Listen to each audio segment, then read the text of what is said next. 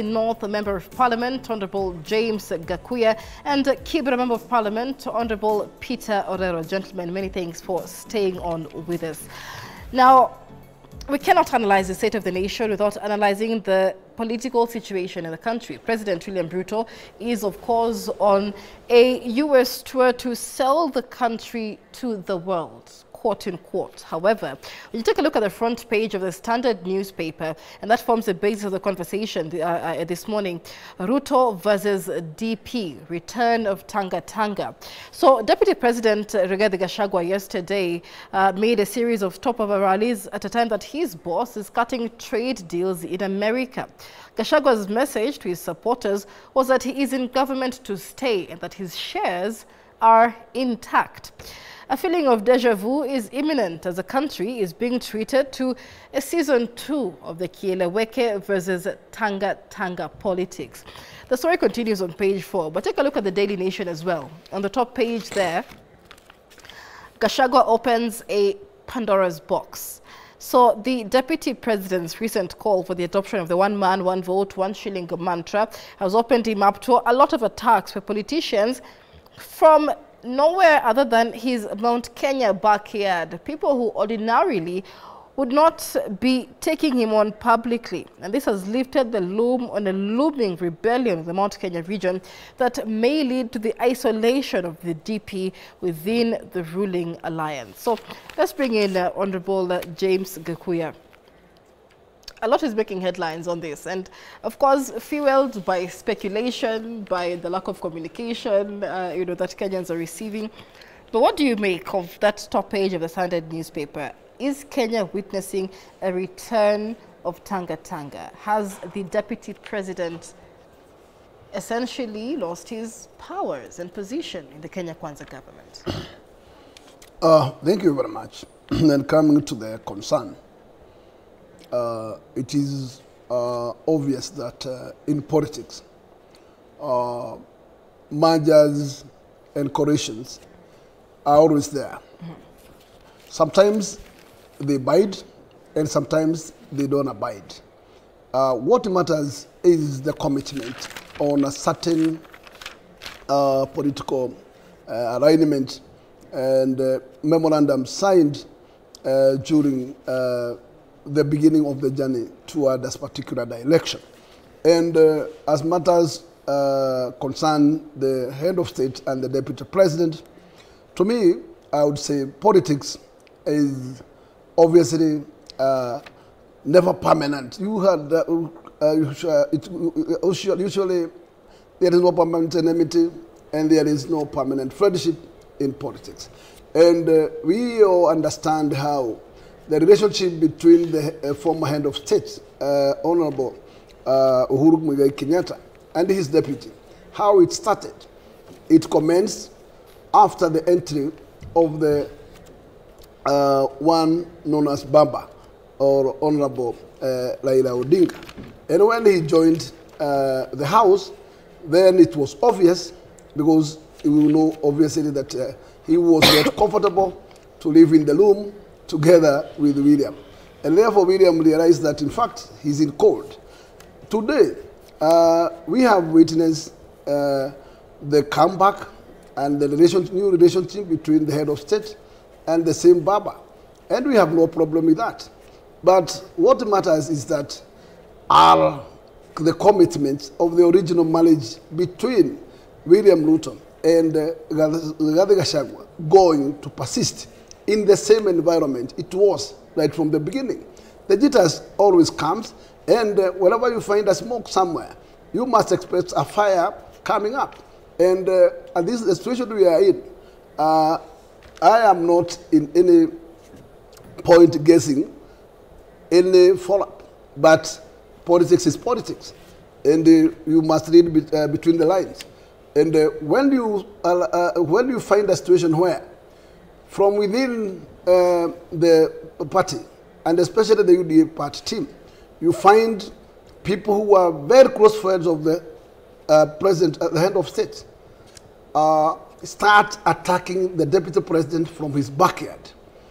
Those are clear elements that there is at a bad motive, which is out maybe to tarnish the image of the deputy president.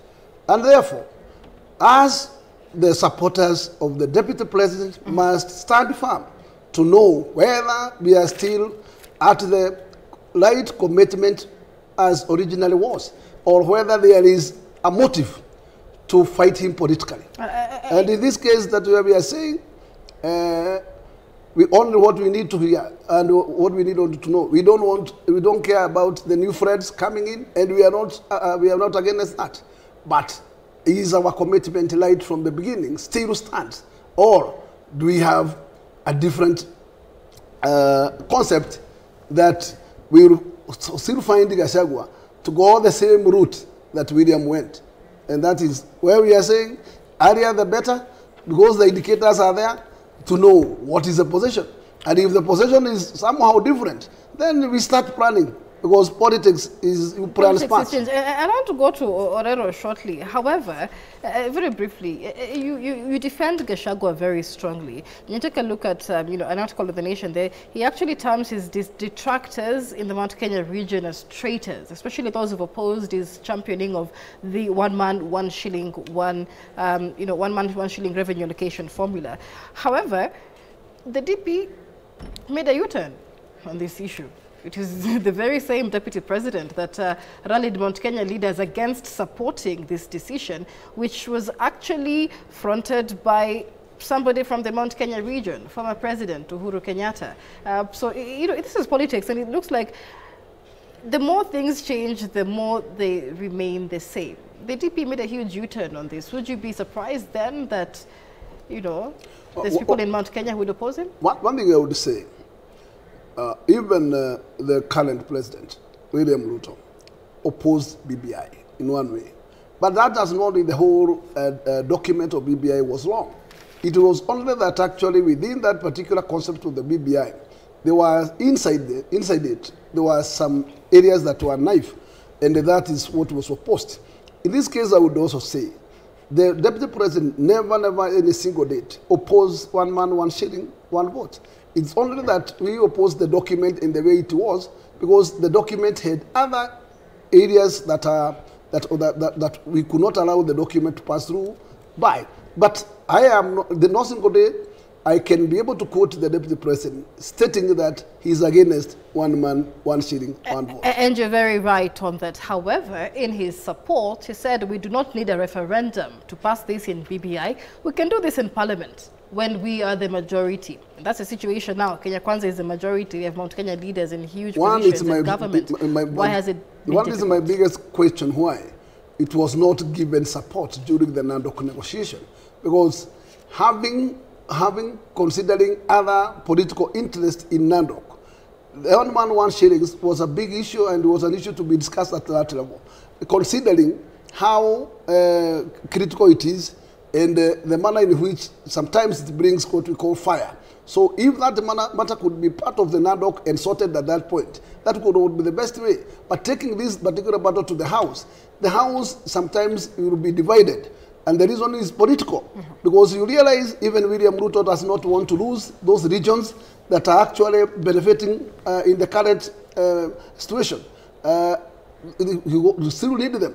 And therefore, there is no single point you will come to say, I will be against the ASO areas, I will be against the certain regions because of this particular 1 man, 1 shilling. So it's a critical way.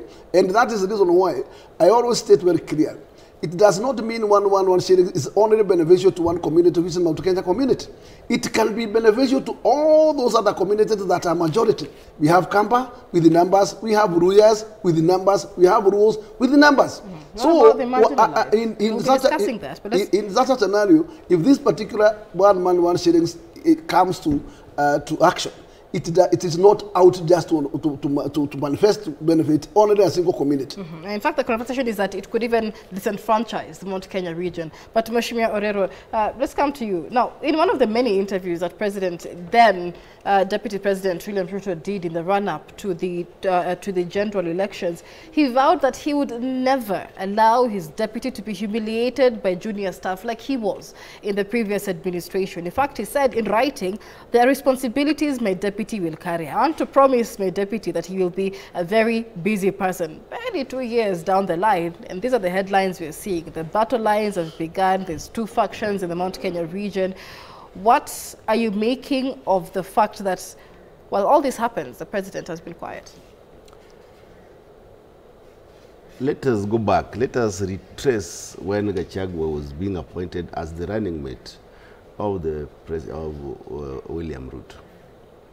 I remember that one night, Gachagua went back to his homestead when he had been denied, I think, this position. I think the president was more comfortable with Kindiki. So Gachagua decided to go back to his home, and there was big bonfire. No Gachagua, no UDA. And it was a big issue. Then the next day, and my friend is here, maybe he would confirm, you know, he's the strong man of Gachagua, if you didn't know. I think he's now the one controlling UDA in Nairobi. A very powerful man. And when he speaks, Gachagua speaks, I think so. But he will deny or say this. So, to us, it was a matter of time. When you plant a tree on sand, it will not grow, even the seed when it lands on sand. The character, the behavior of the current vice president is almost like they are both abrasive. And it was a matter of time. I didn't expect that it will even take 2 years before they fell apart. Because each one of them has a commitment to their ideologies and their stand. And none of them could be willing to change. We have instances. When we started seeing signs, the last 2 weeks, the DP disappeared from the radar of political operations. He was nowhere to be seen. Even the head of state of Uganda was here. He was nowhere to be seen. He never appeared anywhere. So every single Kenyan started asking, what is happening in the corridors of power? So we are certain that there are certain political misinformation that has cropped in between these two people. We are yet to see a bombshell in the future. And when the vice president takes his time to go to public and state that he's still in the government to stay, who asked whether he was not in government? It means that matters are not right. He's trying to play to the public gallery, also to appeal to his political base to see why he should not be respected as the deputy president. And my friend has just said that when you feel agitated within the political coalitions, then you look for other alternatives. And I think they have started looking for alternatives. The deputy president has started looking for alternatives. And alliances have started forming, especially in the Mount Kenya region. But you know, when we began, Gakuya made made an interesting remark that when Raila Odinga gets into the mix, then this is the state of things. This is what becomes of politics. What do you make about that as a member of the coalition? Because questions have been raised about the fact that when Kenyans were raising concern over the absence of the deputy president in over 11 state events, we saw the ODM leader in several of those events. I think in this country, there is Raila phobia and there is Raila maniac. And every time a political party has a problem, the only person they think about is Raila. You know, Raila is an institution, and many people think that if a political party has a problem in itself, they always talk about Raila. This is a serious defense mechanism of our politicians. But of course, you know that we always say that Raila has the majority of Kenya behind him in terms of politics. And you cannot ignore, so long as Raila is alive in this country, nobody can ignore his people, his followers, and himself as a person. So you would realize that anybody in this country who wishes to rule, then he must consult. And when you consult, in politics we say there are no permanent enemies and friends. But sometimes maybe people think that when you consult with Raila, then you are taking power of the other person. I want to advise my friends that Raila is in Azimio. We have not had any deliberate or intended engagement with the current system, and their problems are inmate.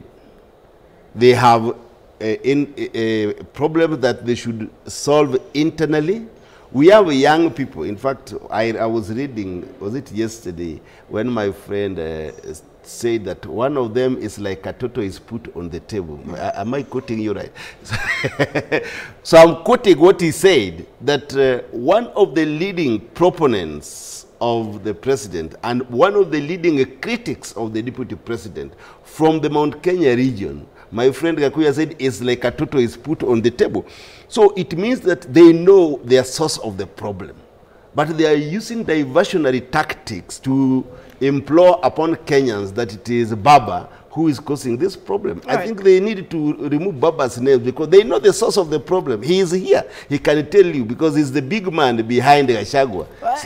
You know, and so that brings me to you, Gakuya. What is the source of the problem? Because we've seen the Nyeri governor, Mutahi Kahiga, come out guns blazing, as we like to say it in the media. And when you take a look at you know, the front page of the Standard newspaper, and the deputy president says he's in government to stay.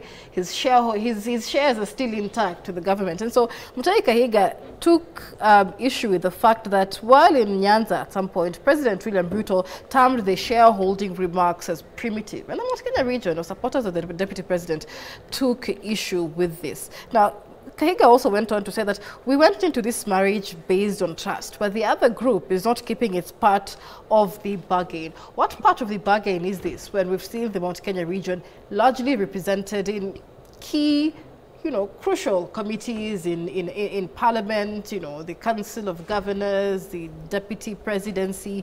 Is this then a problem of, you know, that the president is sidelining the deputy, or that Mount Kenya leaders, after being given that position, even in the ruling government, were not able to deliver for the people of the mountain region? Let me say very clearly that politics, you run them through their political indicators. And a political analyst can't miss it because you just go to read between the lines. And in every single marriage, politics are equal as no other marriages. And I said, a beginning of a divorce must be a small smoke, which escalates and finally becomes a monster that actually brings to an end to such a relationship. In the case we are in, let us not forget that actually we are in a coalition government, which was discussed through shares.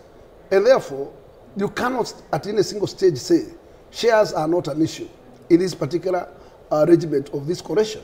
Because we signed a memorandum with various number of entities which joined the UDA, and that is the reason why it is now KK, it's no longer UDA. And those memorandums were memorandums which were based on performance of the result of the last election. And that's why we find that, in fact, their fulfillment is there. That you promised Western, ABCD, give them what you promised them. You promised Eastern, give them what you promised them. You promised Mombasa, give them what you promised them. And those were political arrangements which were there. Today, I will not stand to say that actually Mount Kenya is not getting their share. But as much as the share is concerned, the share must be there. But you must also look for other elements that may be not working well. And those are not issues that I will just come here to expose, because they are very internal. And I am sure that there are mechanisms to deal with them.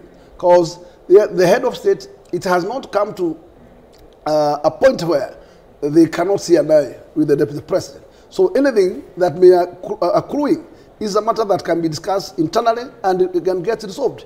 But in any case, when we started seeing some signs, some indicators that are telling you it is not the same house that you normally come in. And I did explain, when you arrive to a situation where those very close friends of the head of state are the ones who have started throwing stones to his deputy. Right. Then from within the region, then you start to see where is the source of this smoke. And then you must be politically smart. And you must also raise an alarm.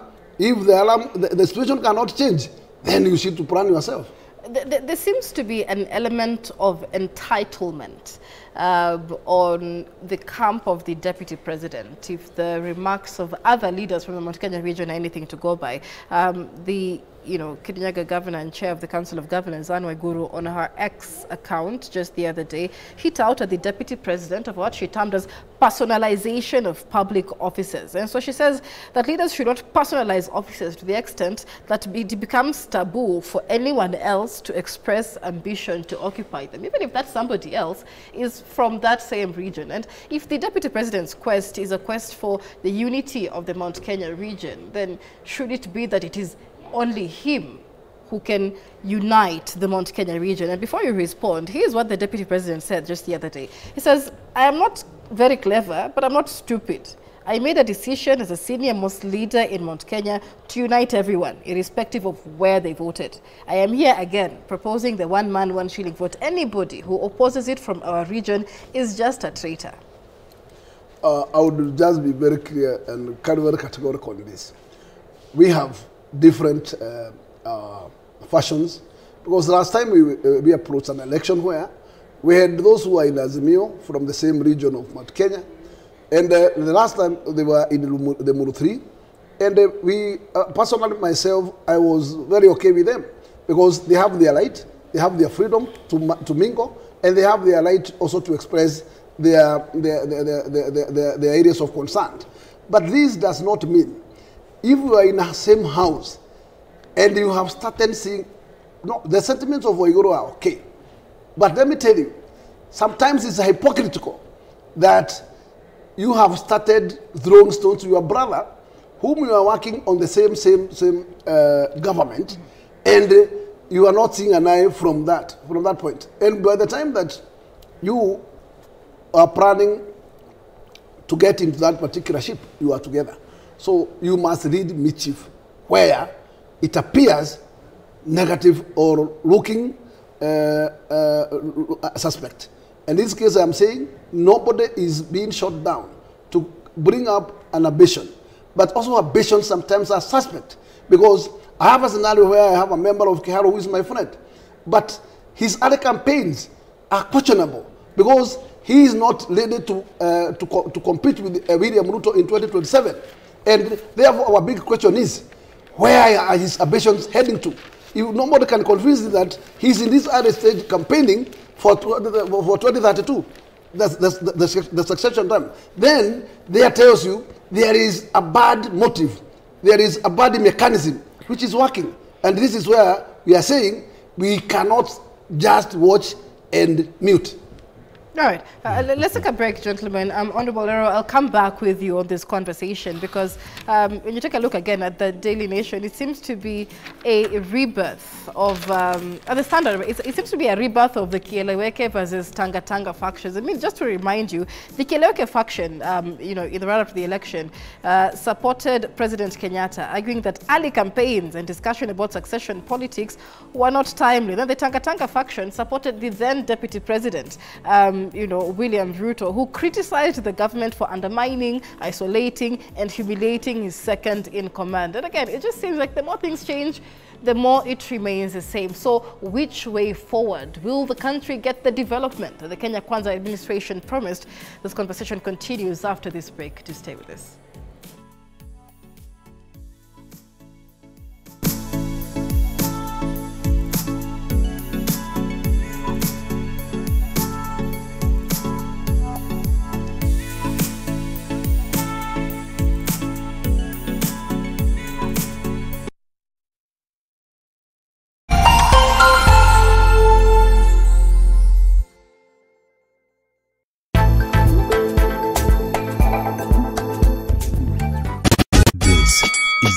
The biggest reggae and rhythm show ever on Kenyan television.